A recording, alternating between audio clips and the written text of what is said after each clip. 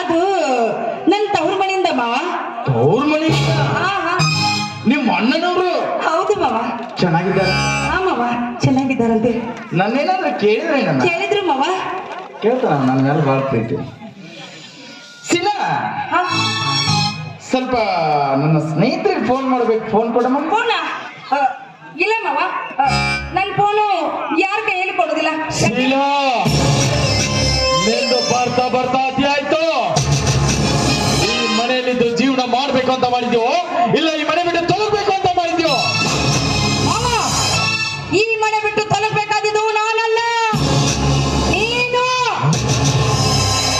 ನನ್ನನ್ನೇ ಮನೆ ಬಿಟ್ಟು ಹೊರ ಹಾಕ್ತೇನೆ ಹೊಯ್ಮಾಲ. ಅವಳ ಮೇಲೆ ಕೈ ಮಾಡ್ತಿದ್ಯಾ? ಏನ್ ಮಾಡ್ತಾಳ ಅವಳು?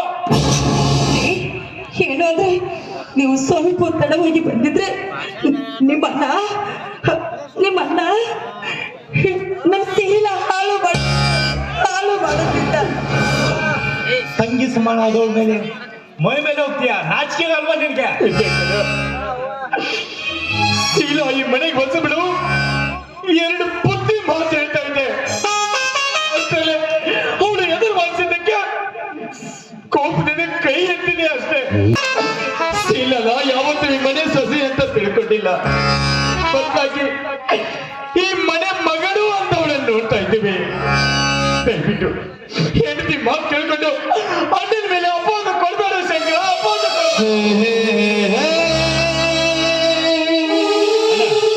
ಯಾಕೋ ಈ ಮನೆಯಲ್ಲಿ ನಮಗೂ ಸರಿಯಾಗಿ ಹೋಗ್ತಾ ಇಲ್ಲ.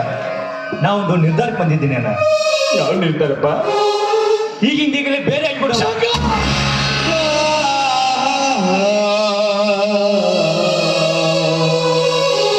ಮದುವೆಯಾದ ಮೂರು ದಿನದಾಗ ಬೇರೆ ಆಗ್ಬಿಟ್ರ ನೋಡಿ ಜನ ಏನಂತಾರ?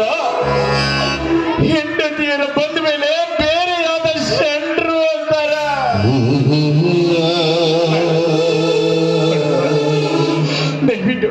ದಯವಿಟ್ಟು ಬೇರೆ ಆಗೋ ವಿಷಯ ಬಿಟ್ಟು ಮಾತಾಡು ಶಂಕರ.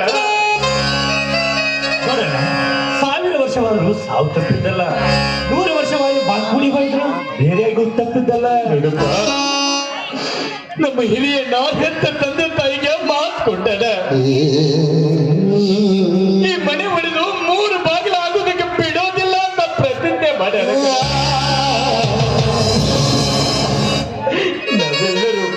ನಾವೆಲ್ಲರೂ ಒಟ್ಟಾಗಿರ್ಬೇಕು ಕಣ. ನಿನ್ನ ಕೈ ಮುಗಿದು ಕೇಳ್ತೀನಿ.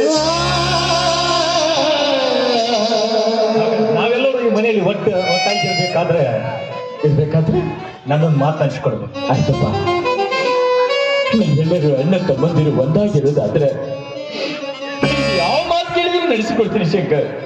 ಹಾಗೆ ನನ್ನ ಸಪ್ತ ಸ್ವರ್ಗದಲ್ಲಿರುವಂತ ತಂದೆ ತಾಯಿ ಮೇಲೆ ಪ್ರಮಾಣ ಮಾಡಿ ಹೇಳಬೇಕು.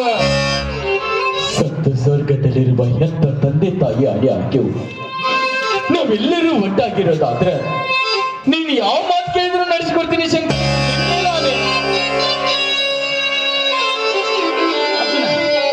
ಮಾತು ಕೊಡ್ಬೇಡಪ್ಪ. ಇವರು ಮನುಷ್ಯರಲ್ಲ, ಮನುಷ್ಯ ರೂಪ ರಾಕ್ಷಸರು ಇವರು. ಏನ್ ಮಾಡ್ಬೇಕು ಶಂಕರ? ನನ್ನ ಒಡ ಹುಟ್ಟಿದ ತಮ್ಮ, ನನ್ನ ತಮ್ಮ ನನಗೆ ಮೋಸ ಮಾಡ್ತಾನೆ. ನನ್ನ ತಮ್ಮ ನನಗೆ ಮೋಸ ಮಾಡ್ತಾನೆ. ಈ ವಿಷಯದಲ್ಲಿ ನೀನ್ ಭಾಗ್ಯ ಆಗ್ಬೇಡ ಶಂಕರ. ಯಾವ ಮಾತಂತ ಕೇಳು ಅಣ್ಣ. ಈ ಮನೆಯಲ್ಲಿ ನಾವು ಎಲ್ಲರೂ ಒಟ್ಟಾಗಿರ್ಬೇಕಂದ್ರೆ ನೀ ಅಗ್ನಿ ಸಾಕ್ಷಿಯಾಗಿ ತಾಳಿ ಕಟ್ಟಿದೆಯಲ್ಲ ಗಂಗಾಳನ್ನ ಮನೆ ಬಿಟ್ಟು ಹೊರ ಹಾಕ್ಬೇಕು.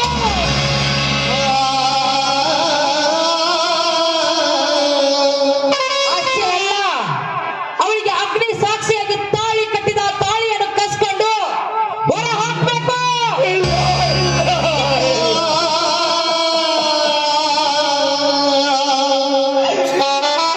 ಏನು ತಪ್ಪು ಮಾಡದೇ ಇರುವ ಗಂಗಾಳನ್ನ ಈ ಮನೆ ಬಿಟ್ಟು ಹೊರಗೆ ಹಾಕೋದ ಸಾಧ್ಯವಿಲ್ಲ. ಇದು ನನಗಿಂತ ಸಾಧ್ಯವಿಲ್ಲ. ಕೊಟ್ಟ ಮಾತು ನಡ್ಕೊಂಡವಾಗ ಏನಂತಾರ?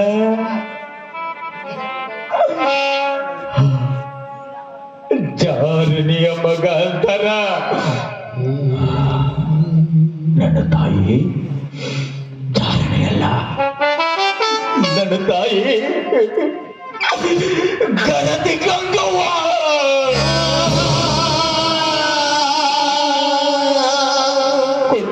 ಅತ್ತಿಗೆ ತಪ್ಪಿ ಜಾರನಿಯ ಮಗನಾಗ್ಲ ಇಲ್ಲ ಕೊಟ್ಟ ಮಾತಿನಂತೆ ನಡೆದು ನನ್ನ ಹೆಂಡತಿಯನ್ನು ಹೊರಗಾಗ್ಲ.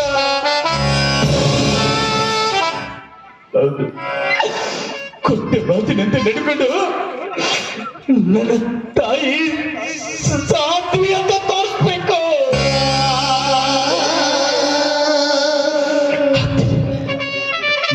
ದಿನ ನಿಮ್ಮ ಆಸೆ ಅಂತೆ ಊರಿಗೆ ಹೋಗ್ತೀನಿ. ಗಂಗಾ, ಏ ಗಂಗಾ,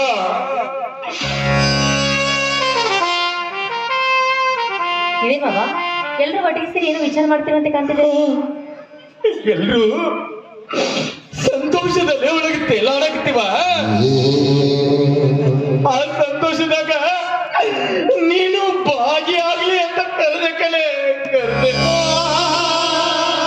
ಸಂತೋಷ ವಿಷಯ ಅದೇನಂತ ನನಗೂ ಹೇಳ್ಬಾರ್ದ? ಹೇಳ್ತೀನಿ ಗಂಗಾ.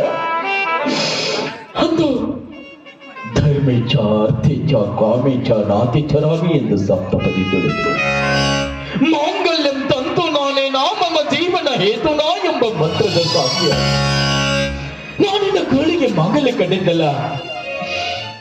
ಗಂಡನೇ ದೇವರು ಅಂತ ನಂಬಿದ್ಯಾ ತಾನೆ? ಹೌದು ಬಾಬಾ, ನೀವು ನನ್ನ ಪಾಲಿನ ಆರಾಧ್ಯ ದೇವರು ಇದ್ದ ಹಾಗೆ. ಆರಾಧ್ಯ ದೇವರಾದ ಗಂಡನ ಮಾತನ್ನ ಪಾಲಿಸುವುದು ಸತಿಯಾದಗಳ ಆದ್ಯ ಕರ್ತವ್ಯವಾಗಿದೆ.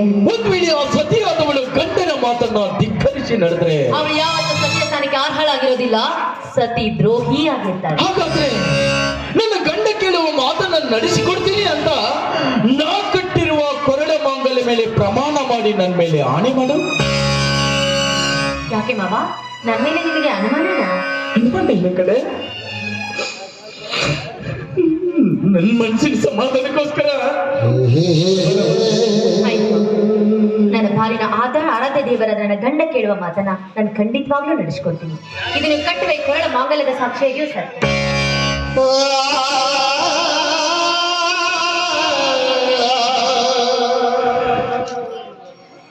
ಈಗ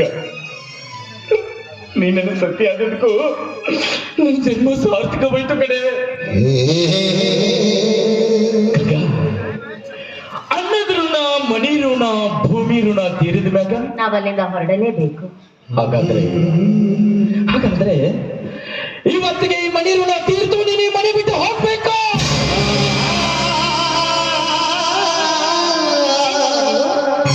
ಎಲ್ಲ ವಿಷಯದಲ್ಲಿ ನನ್ನ ಜೊತೆ ತಮಾಷೆ ಆಡ್ತೀರಂತ ಇಂಥ ವಿಷಯದಲ್ಲಿ ತಮಾಷೆ? ಇದು ತಮಾಷೆ ಅಲ್ಲ ಕಣೆ, ಸತ್ಯವಾಗಿ ಹೇಳ್ತಾ ಇದ್ದೀನಿ. ಕೇವಲ ಈ ಮನೆ ಬಿಟ್ಟು ಹೋಗೋದಷ್ಟೇ ಅಲ್ಲ, ಅಗ್ನಿ ಸಾಕ್ಷಿಯಾಗಿ ನಾ ಕಟ್ಟಿರುವ ಕೊರಳ ಮಾಂಗಲ್ಯ ಕೆತ್ತಿಕೊಡ.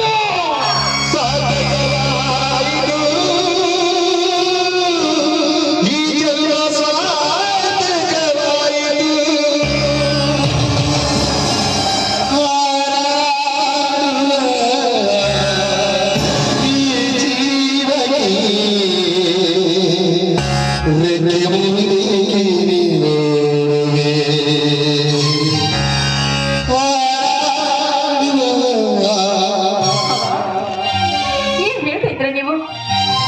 ನೀವು ಕಟ್ಟಿರುವ ಮಾಂಗಲ್ಯವನ್ನ ಬಿಚ್ಚಿಕೊಂಡು ನನ್ನ ಮನೆ ಬಿಟ್ಟು ಹೊರಟು ಹೋಗ್ಬೇಕು? ಯಾಕೆ ನಾನು ಮಾಡುವ ತಪ್ಪಾದ್ರೂ ಏನು? ತಪ್ಪು ಒಪ್ಪುಗಳನ್ನು ನಿರ್ಧರಿಸುವ ಸಮಯವಿದಲ್ಲ. ಕೊಟ್ಟ ಮಾತಿನಂತೆ ತಾಳಿ ಕಿತ್ತಿ ಸತಿ ಸಾಧ್ವಿ ಆಗ್ತೀಯೋ ಇಲ್ಲ ಸತಿ ಸೋಲೆ? ಮಾತಾಡಬೇಡಿ ಬಾಬಾ, ಮುಂದೆ ಯಾವ ಮಾತನ್ನು ಮಾತಾಡಬೇಡಿ. ನನ್ನ ಮಾವ ಇಷ್ಟೊಂದು ನಿಷ್ಠರವಾಗಿ ನಡ್ಕೊಳ್ತಾ ಇದ್ದಾರೆ ಅಂದ್ರೆ ಇವರ ಮಾತಿನಿಂದ ಏನೋ ಒಂದು ದೊಡ್ಡ ಮರ್ಮ ಅಡಗಿದೆ ಅಂತ ನನಗೆ ಅರ್ಥವಾಗಿದೆ.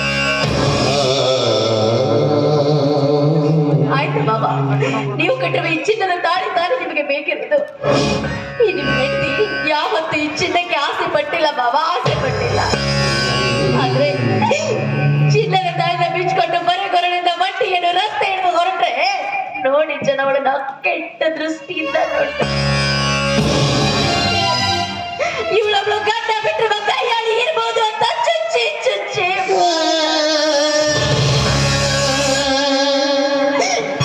ವಿಧವೆ ಇರ್ಬೋದೇನೋ ಅಂತ ಹೀಯಾಳಿಸಿ ಮಾತಾಡ್ತಾರೆ. ನನ್ನ ಒಂದೇ ಒಂದ್ ಮಾತು ನಡೆಸ್ಕೊಟ್ಟಿಲ್ಲ. ಕೇಳ್ಕಡೆ ಅದೇನಂತ ಕೇಳು. ಒಂದು ಹೆಣ್ಣಿನ ಮಾನದ ರಕ್ಷಣೆಗೋಸ್ಕರವಾಗಿ, ಅವಳ ಶೀಲದ ರಕ್ಷಣೆಗೋಸ್ಕರವಾಗಿ ಒಂದೇ ಒಂದು ಹಸಿರು ಕೊಂಬನ ಕಟ್ ಕಳಿಸಿ ಮಾವ ನಿಮ್ ಕೈ ಮುಗಿದು ಕೇಳಿ.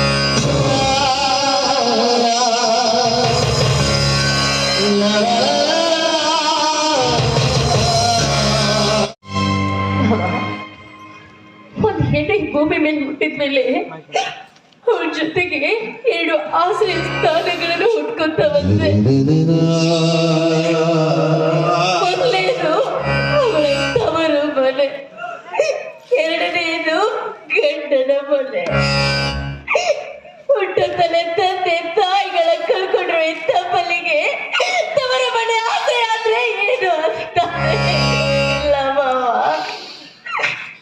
ನನ್ನನ್ನ ಈ ಮನೆಗೆ ಕರೆತಂದು ಗಂಡನ ಮನೆಯ ಆಶ್ರಯವನ್ನ ನೀಡಿದ್ರೆ, ಆದ್ರೆ ಈಗ ಗಂಡನ ಮನೆಯ ಆಶ್ರಯನು ಇಲ್ಲಿ ಇರುವ ನಾನು ಎಲ್ಲಿಗಂತ ಹೋಗ್ಲಿ ಮಾವ, ನನಗೆ ಅಂತ ಯಾರಿದ್ದಾರೆ?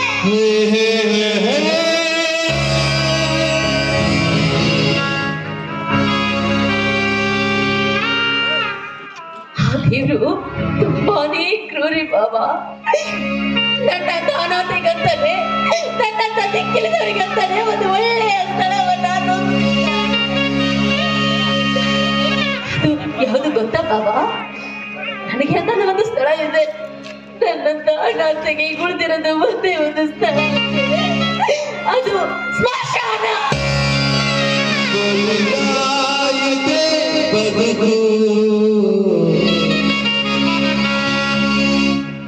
ನನಗೀಗ ಉಳಿದಿರೋ ಸ್ಥಳ ಸ್ಮಶಾನ ಮಾತ್ರ.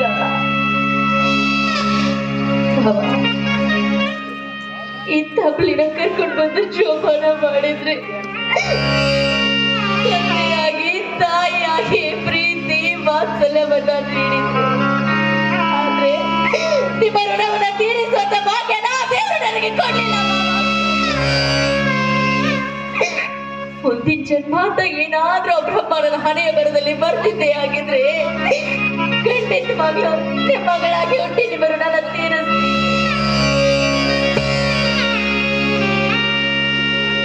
ಅರ್ಜುನ್ ಬಾಬಾ, ಇಲ್ಲಿವರೆಗೂ ಈ ನಿಮ್ ಗಂಗಾ ನಿಮ್ಮ ಹತ್ರ ನನ್ಗೆ ಬೇಕು ಕೊಡ್ಸಿ ಮಾವ ಅಂತ ಏನನ್ನೂ ಕೇಳಿಲ್ಲ. ಮುಂದೆ ಕೇಳುವಂತ ಸಂದರ್ಭನೂ ಬರೋದಿಲ್ಲ.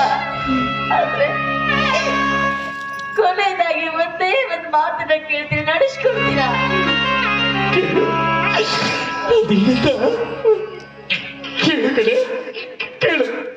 ನಿಮ್ಮಿಂದ ಈ ಮನೆಯಿಂದ ನಿಮ್ಮ ನಗಲಿ ದೂರ ಹೋಗ್ತಾರೆ ಗಂಗಾಗೆ. ನಾನು ಎಲ್ಲೇ ಇದ್ರು ಕೂಡ ದೀರ್ಘ ಸುಮಂಗಲಿಯಾಗಿರುವಂತ ಆಶೀರ್ವಾದ ಮಾಡ್ಕೊಳ್ತೀನಿ.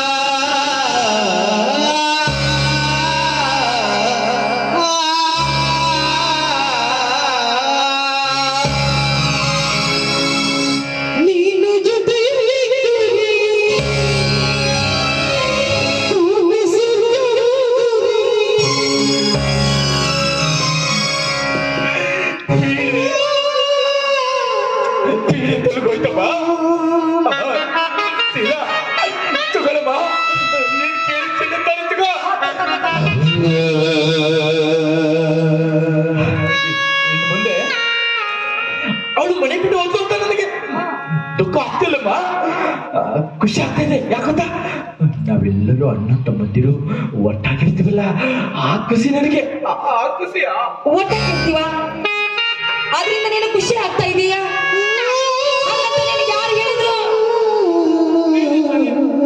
ಹೇಳಿದ್ದು ಖುಷಿಯಾಗಿ ಮನೆಯಲ್ಲಿ ಇರಬೇಕಾದಿದ್ದು ನಾನು ನನ್ನ ಗಂಡ ಮಾತ್ರ. ನೀನು ಈ ನಿನ್ನ ಮುದಿಯನ್ನ ನನ್ನ ಕರೆದುಕೊಂಡು ಹೊರಟು ಹೋಗು ಇಲ್ಲಿಂದ. ಹೌದು. ಯಾಕೆ ನನ್ನ ಮೇಲಿರುವ ದ್ವೇಷಕ್ಕೋಸ್ಕರ ಈ ಮನೆತನವನ್ನು ಬಲಿ ತೆಗೆದುಕೊಂಡೆ ತಾಯಿ? ಆಯ್ತಮ್ಮ, ಆಯ್ತವ್ವ, ಆಯ್ತು. ಇನ್ನು ಮುಂದಾದ್ರೂ ನೀವಿಬ್ರು ಗಂಡ ಹೆಂಡತಿ ಸುಖವಾಗಿರಿ. ಚಂದ ಇರ್ತೀವಿ. ಆಯ್ತು. ನೀನ್ ಹೇಳಿದ ಚಂದ ಇರಂಗಿಲ್ಲ. ಹೋಗಂದ ತಕ್ಷಣ ಹಾಗೆ ಹೋಗೋದಲ್ಲ. ಇಲ್ಲಿ ನಿನ್ನ ಮೈಯಲ್ಲಿ ಇದ್ದಿದ್ದು ಬಂಗಾರದ ಒಡವೆಗಳು ಅದು ನನ್ನ ಗಂಡಂದು. ಬೆಚ್ಚು ಕೊಡ ಹೋಗೋನು.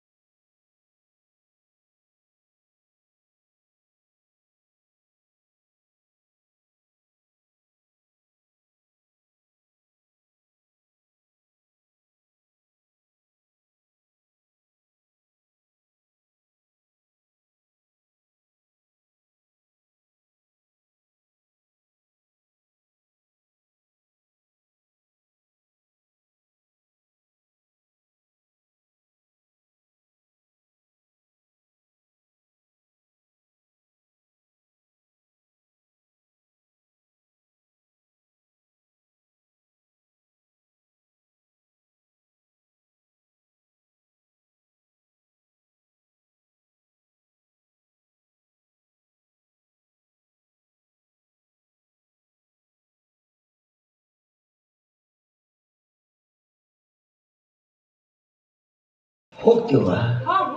ಹ್ಞೂ, ನೀವು ಚೆನ್ನಾಗಿರಕತ್ತಿ. ಈಗಲಾದರೂ ಸಮಾಧಾನ ಆಗ್ತೇನವ? ಅದಕ್ಕೆ ಬಲ್ಲವರೊಂದು ಮಾತು ಹೇಳ್ತಾರೆ, ಒಂದು ಹೆಣ್ಣನ್ನ ಒಂದು ಮನೆಗೆ ತರಬೇಕಾದ್ರೆ ಅವಳ ರೂಪ ನೋಡಿ ತಗೊಂಡು ಬರಬೇಡ್ರು, ಆಕೆ ಗುಣ ನೋಡಿ ತಗೊಂಡು ಬರ್ರಿ ಅಂತ. ಎಂತ ರಾಕ್ಷಸಿನ ನನ್ನ ಮನೆಗೆ ತಂದು ನನ್ನ ಮನೆ ಮುರ್ಕೊಂಡಿಲ್ಲ. ಹೋಗ್ತೀವವ? ಕೇಳ್ರಿ, ಅವನು ಮಾತಾಡೋದನ್ನ ಕೇಳ್ತೇನ್ರಿ. ಶೀಲಾ, ಹೋಗ್ತಾ ಇದ್ದೀವಿ ತಾಯಿ. ಇನ್ನು ಯಾವತ್ತೂ ನಿನ್ನ ಕಣ್ಣಿಗೆ ಬೀಳಲ್ಲ ನಾವು. ಆದ್ರೆ ಹೋಗುವ ಮುಂಚೆ ಒಂದೇ ಒಂದ್ ಮಾತೇಳ. ಹೆಣ್ಣಿಗೆ ಸೌಂದರ್ಯ ಅನ್ನೋದು ಮಧ್ಯಾಹ್ನದ ಬಿಸಿಲಿದ್ದಂಗ. ಸೌಂದರ್ಯ ತೀರಿ ಹೋದ ಮ್ಯಾಲ ನೀನು ಹಂದಿನ ಮೋಸ ನೋಡೋದಿಲ್ಲ. ಆದ್ರ ಇವತ್ತು ನಮ್ಮನಿಬ್ಬರನ್ನ ಹೊರಗೆ ಹಾಕಿದಂಗ ಮುಂದೊಂದಿನ ಈ ಹೆಣಗುಂಡೆಯನ್ನು ಹೊರಗೆ ಹಾಕ್ಬೇಡವಾ?